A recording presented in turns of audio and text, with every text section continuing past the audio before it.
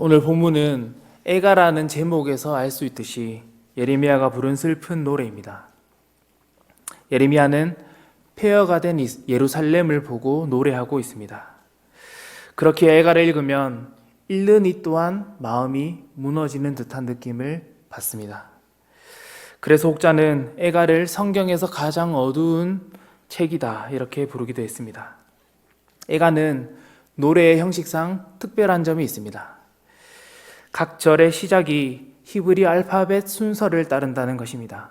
한국말로 설명을 해드리면 1절은 기역이고 2절은 니은이고 이렇게 해서 알파벳의 순서를 따릅니다.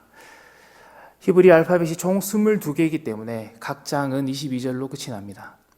특별히 3장은 이 22절을 곱하기 3해서 1절, 2절, 3절이 기역으로 시작해서 이렇게 총 66절이 됩니다.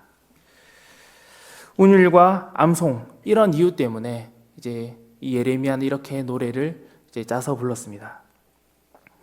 그런데 오늘 읽은 이 5장은 이러한 특징이 깨어지는 유일한 장입니다. 이러한 형식을 지켜서 노래할 수 없을 만큼 예레미야에게는 그 비참함이 애통함이 컸기 때문입니다. 교회의 처지를 보며 느껴진 애통함이 너무 커서 지금까지 지켜왔던 그 운율과 형식 따위는 보이지 않는 상황입니다. 그렇다면 예레미야가 부르는 이 간절한 노래이자 기도는 무엇인지 오늘 함께 말씀을 통해 살펴보겠습니다. 첫 번째로 예레미야의 노래는 자신의 처지를 있는 그대로 하나님께 쏟아놓는 노래입니다. 예레미야는 하나님께 이스라엘의 상황 자체를 천천히 하나씩 읊습니다. 20절 말씀을 우리 같이 한번 읽어보겠습니다. 주께서 어찌하여 우리를 영원히 잊으시오며 우리를 이같이 오래 버리시나이까. 아멘. 예레미야의 이 탄원은 단순한 불평이 아닙니다. 이 탄원은 자신이 처한 괴로움을 하나님께 의뢰하는 모습입니다. 일종의 반어법입니다.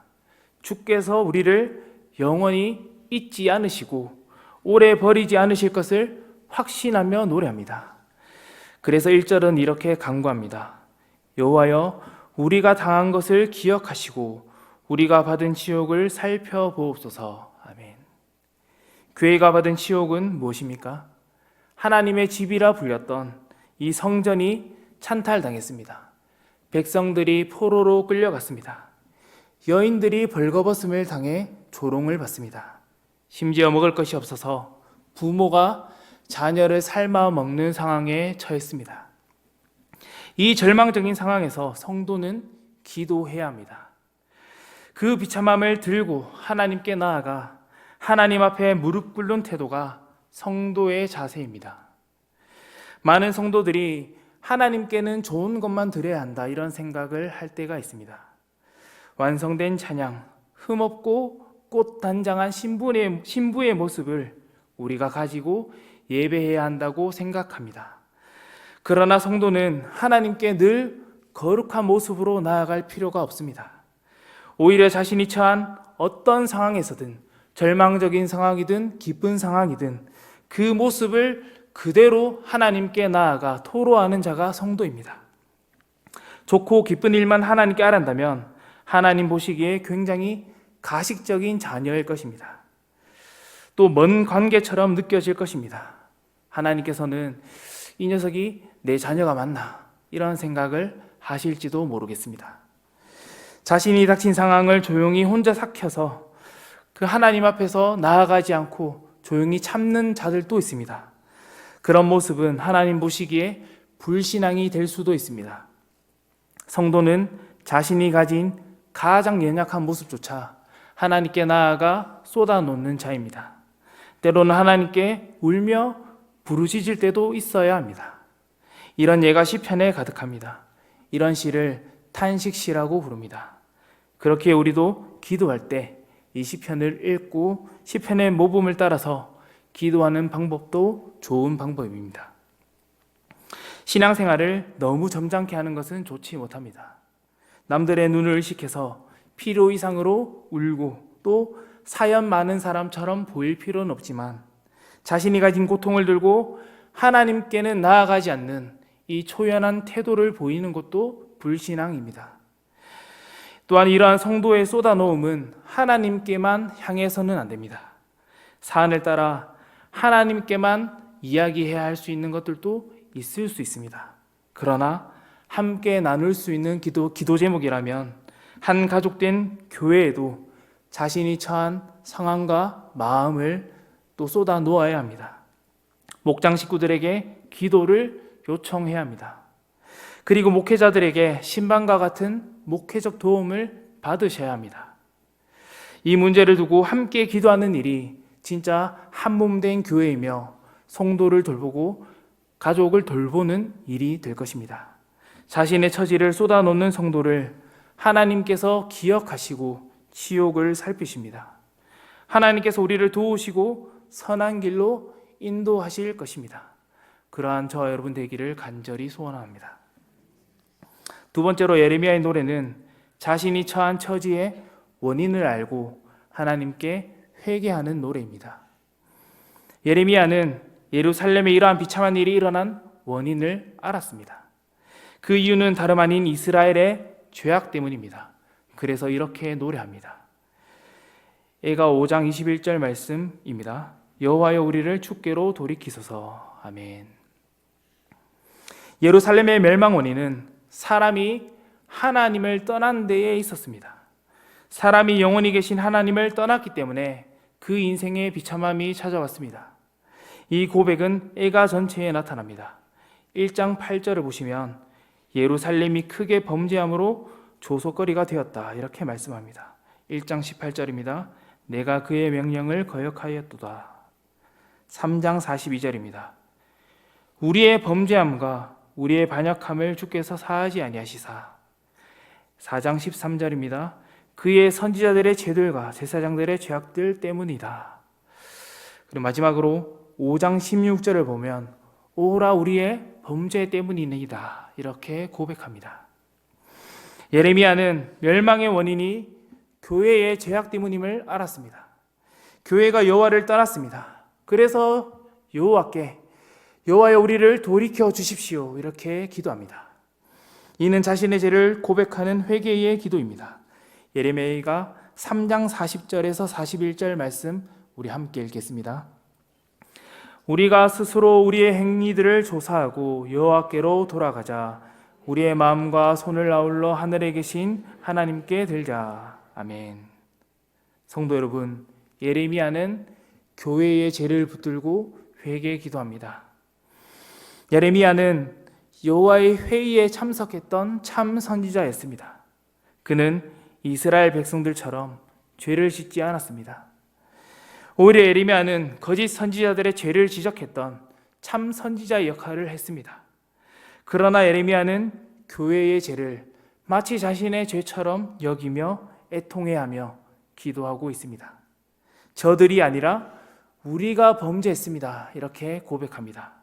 이것이 예레미야가 부른 회개의 노래입니다.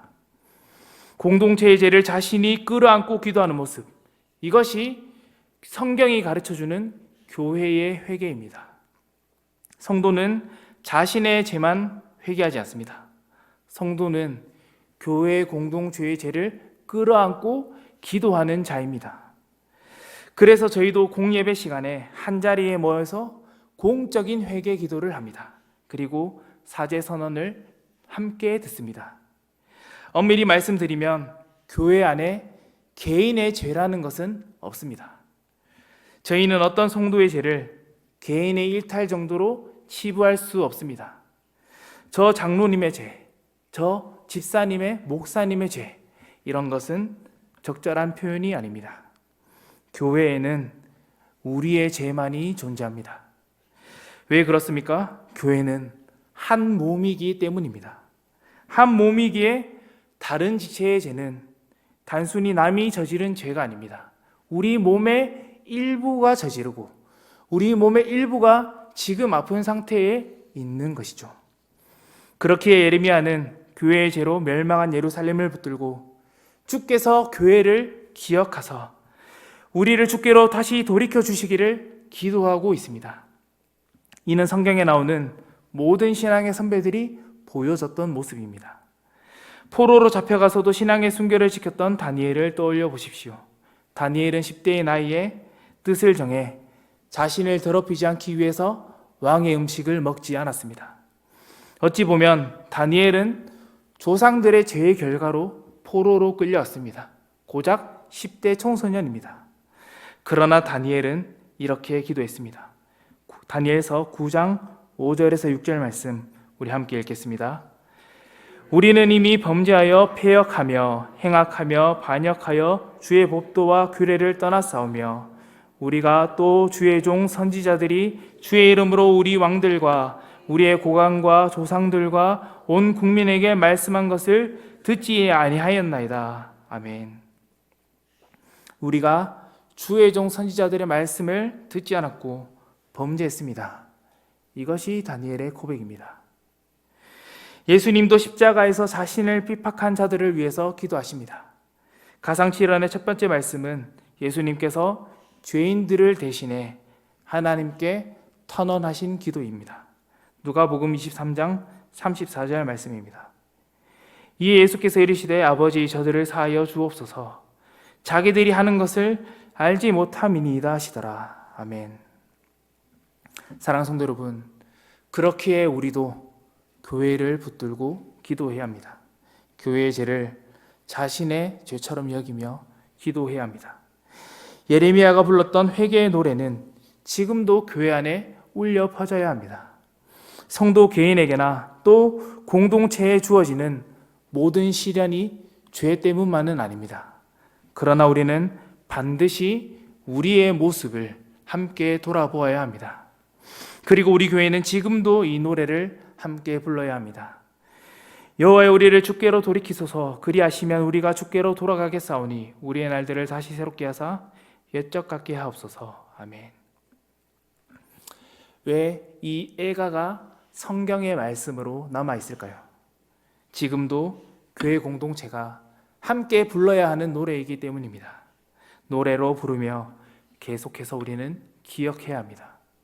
자신의 죄, 또 공동체의 죄를 붙들고 회개의 자리에 나아가야 합니다. 죄악을 기억하며 왜 이 성전이 멸망할 수밖에 없었는지를 마음속 깊이 새겨야 합니다. 때로 우리는 이러한 절망을, 남의 아픔을, 우리 이웃의 고통을 못 본 채 넘어가고 싶어 합니다. 그러나 이 절망의 노래를 들으십시오. 그리고 함께 노래합시다. 함께 공동체의 죄를 두고 기도합시다. 저 사람의 연약함이 내 연약함이었다고 함께 고백합시다. 그리고 하나님께 간구합시다. 우리가 하나님께 돌아갈 힘이 없습니다. 그러니 주님께서 우리를 돌이켜 주십시오. 이 고백이 저와 여러분의 고백이 되기를 소원합니다. 우리 마지막으로 예레미야의 노래는 영원하신 하나님께서 이루실 승리의 노래입니다. 우리 19절 말씀 함께 읽겠습니다. 여호와여 주는 영원히 계시오며 아멘. 원래 성전에는 지성소가 있습니다. 그리고 지성소 안에는 언약궤가 있습니다. 이 언약궤는 하나님의 보좌라고 불립니다. 그러나 현재 성전은 무너졌고 언약궤는 없습니다. 예루살렘이 폐허가 되었습니다. 눈에 보이는 하나님의 보좌는 사라졌습니다. 그러나 예레미야는 여호와의 보좌는 대대에 이르나이다.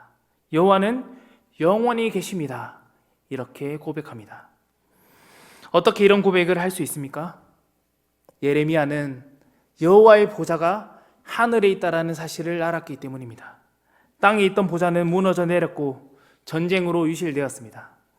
그러나 이와 별개로 하늘에 계신 하나님의 보좌는 영원히 서 있을 것입니다. 예레미야의 주변은 모든 것이 변해 있습니다. 영원할 줄 알았던 하나님의 성전은 폐허가 되었고 화려했던 성전이 사라졌습니다. 인간의 눈에는 하나님이 없는 것처럼 보입니다. 이방 사람들이 조롱합니다. 너희가 믿던 신이 어디 있냐 묻습니다. 그러나 하나님의 보좌는 하늘에 영원히 서 있습니다. 예레미야는 이미 오래전 한 약속을 받았습니다. 예레미야 29장 10절 말씀 우리 함께 읽겠습니다. 여호와께서 이와 같이 말씀하시니라. 바벨론에서 70년이 차면 내가 너희를 돌보고 나의 선한 말을 너희에게 성취하여 너희를 이곳으로 돌아오게 하리라. 아멘. 하나님께서 예레미야에게 변하지 않는 한 약속을 말씀해 주십니다. 70년이 되면 너희가 이곳으로 다시 돌아오리라. 예레미야의 이 예언은 아직 오지 않았던 그 성전 멸망과 함께 미래의 포로 귀환까지 내다보았던 예언입니다. 예레미야는 약속을 붙들고 소망을 노래했으며 이 말씀은 실제로 성취되었습니다. 에스라 1장 1절에서 2절 말씀입니다. 바사 왕 고레스 원년에 여호와께서 예레미야 입을 통하여 하신 말씀을 이루게 하시려고 바사 왕 고레스의 마음을 감동시키심에 그가 온 나라에 공포도 하고 조소도 내려 이르되 바사 왕 고레스는 말하노니 하늘의 하나님 여호와께서 세상 모든 나라를 내게 주셨고 나에게 명령하사 유다 예루살렘의 성전을 건축하라 하셨나니 아멘. 하나님은 영원하십니다. 변함이 없으십니다. 영원한 왕이십니다. 그렇기 때문에 그분의 말씀도 영원합니다. 세상 역사를 주관하셔서 왕을 감동하셔서 대제국의 왕을 움직여서 나라를 돌아오게 합니다. 우리는 이 사실을 보고 영원한 하나님의 신실하심을 봅니다. 그렇기에 예레미야는 이 절망 가운데도 우리의 날들을 다시 새롭게 하사 열적같게 하옵소서 이렇게 노래할 수 있었습니다. 예레미야 33장 14절에서 16절 말씀입니다. 여호와의 말씀이니라. 보라, 내가 이스라엘 집과 유다 집에 대하여 일러준 선한 말을 성취할 날이 이르리라. 그날 그때에 내가 다윗에게서 한 공의로운 가지가 나게 하리니 그가 이 땅에 정의와 공의를 실행할 것이라. 그날에 유다가 구원을 받겠고 예루살렘이 안전히 살 것이며 이 성은 여호와는 우리의 의라는 이름을 얻으리라. 아멘. 15절에서 예레미야는 다윗의 후손으로 올 한 공의로운 가지에 대해서 말씀합니다. 그 가지는 이 땅에서 정의와 공의를 실행할 것입니다. 그날은 구원의 날이 될 것이며 그 가시가 임한 성은 하나님의 의로 충만해질 것입니다. 이 예언은 예수님을 향하고 있습니다. 예수님은 약속대로 다윗의 후손으로 이 땅에 오십니다. 예수님은 성육신 하시어 하나님의 의를 십자가에서 만족하십니다. 로마서는 이를 이렇게 표현합니다. 로마서 3장 21절에서 22절입니다. 이제는 율법에 하나님의 한 의가 나타났으니 율법과 선지자들에게 증거를 받은 것이라. 곧 예수 그리스도를 믿음으로 말미암아 모든 믿는 자에게 미치는 하나님의 의니 차별이 없느니라. 아멘. 하나님의 의이신 그리스도는 율법과 선지자의 증거대로 이 땅에 오십니다. 그리고 예수님을 믿는 자들에게 이 의를, 하나님의 모든 의를 다 나누어 주십니다. 예레미야 애가가 불린 후 600년이 지납니다.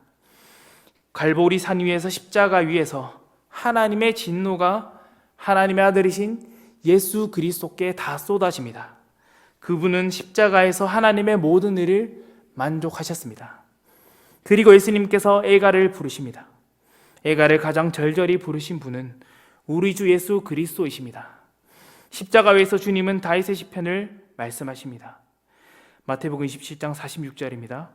제9시쯤에 예수께서 크게 소리질러 이르시되 엘리 엘리 라마 사박다니 하시니 이는 곧 나의 하나님 나의 하나님 어찌하여 나를 부르셨나이까 하는 뜻이니라. 아멘. 우리 주님이 부르신 애가로 인해서 우리는 더 이상 슬픔의 노래를 부르지 않을 수 있습니다. 주님이 애가를 부르셨습니다. 영원한 하나님의 아들이신 그 주님께서 하나님과 단절되는 고통을 겪으십니다. 우리는 죄로 인해 하나님과 멀어졌던 자이지만 절망의 노래만 부를 수밖에 없던 자들이었지만 우리는 그리스도로 인해서 그리스도 안에서 이제는 소망의 노래를 부를 수 있는 자들이 되었습니다. 우리가 져야 할 모든 짐을 주님께서 다 짊어지셨습니다. 그리고 우리를 대신해서 죽으시고 부활하셨습니다. 이제 우리는 그분의 이름 안에서 애가가 아니라 기쁨의 노래, 승리의 노래를 부를 수 있습니다. 고린도전서 15장 55절에서 57절 말씀입니다. 사망아 너의 승리가 어디 있느냐? 사망아 내가 쏘는 것이 어디 있느냐? 사망이 쏘는 것은 죄요 죄의 권능은 율법이라. 우리 주 예수 그리스도로 말미암아 우리에게 승리를 주시는 하나님께 감사하노니. 아멘. 고린도전서 15장은 부활장입니다. 바울이 부른 부활의 노래입니다. 바울은 그리스도로 인해 주어진 승리를 감사하고 있습니다. 바울은 이 승리를 노래합니다. 이 노래는 이제 성도가 불러야 하는 승리의 노래이며 소망의 노래입니다. 성도 여러분, 예레미야가는 소망의 노래를 부르다가 갑자기 22절을 부르며 마칩니다. 22절 말씀 우리 함께 읽겠습니다. 주께서 우리를 아주 버리셨사오며 우리에게 진노하심이 참으로 크시니이다. 아멘. 소망을 노래하다가 다시 주께서 우리를 버리셨고 그 진노가 크다, 이렇게 노래하며 예레미야가는 끝이 납니다. 어쩌면 이것이 우리가 살고 있는 현실일지도 모릅니다. 약속을 붙들고 하나님께 우리의 상황을 다 쏟아놓습니다. 회개도 했고 공동체를 위해서 열심히 기도했습니다. 그러나 우리의 상황은 좋아지지 않습니다. 여전히 똑같은 상황입니다. 하나님께 의지하며 나아갔지만 눈앞에 무너진 성전이 그대로 남아 있습니다. 절망의 노래처럼 현실도 절망입니다. 그러나 성도는 이 순간에도 기도하는 자입니다. 상황이 더 악화될지언정 믿음으로 기도합니다. 이것이 신앙입니다. 고난 앞에서 하나님을 탓하며 원망과 절망으로 세월을 흘려보내는 자들이 있습니다. 도저히 기도가 나오지 않는 그 순간도 있을 것입니다. 좀 지내다가 좀 더 좋아지면 하나님께 나아오겠다, 이렇게 말하는 자들도 있습니다. 그러나 그 세월을, 이 절망의 세월을 하나님께 나와 무릎을 꿇고 견디며 기도하는 자들에게 하나님께서 소망의 노래를 부르게 하실 것입니다. 70년이 지나면 돌아올 것을 하나님께서 약속하셨습니다. 이 약속을 붙들고 인내하며 승리의 노래를 부르는 자들이 바로 성도입니다. 그리고 우리는 이미 죽음의 권세를 깨트리신 그리스도 안에서 승리하며 부활의 소망을 우리 안에 가지고 있는 자들입니다. 사랑하는 성도 여러분, 우리도 예레미야처럼 기도하기를 소원합니다. 우리의 현실을 하나님께 모두 쏟아놓고 회개하며 나아갑시다. 그러하면 하나님께서 이 절망을 뚫고 우리를 영원한 승리의 자리로 초대하실 것입니다. 지금부터 그 하나님을 신뢰하며 감사의 노래로 하나님께 나아갑시다. 주의 보좌는 대대에 이르나이다. 이 고백을 믿음으로 고백합시다. 우리를 대신해서 모든 죄의 삭스를 지불하신 그리스도를 믿고 그분께 나아갑시다. 예레미야가 불렀던 이 노래들이 오늘날 우리에게도 동일하게, 우리 교회에도 동일하게 함께 불려지기를 간절히 소원합니다. 이 시간 들은 말씀을 기억하며 기도합시다.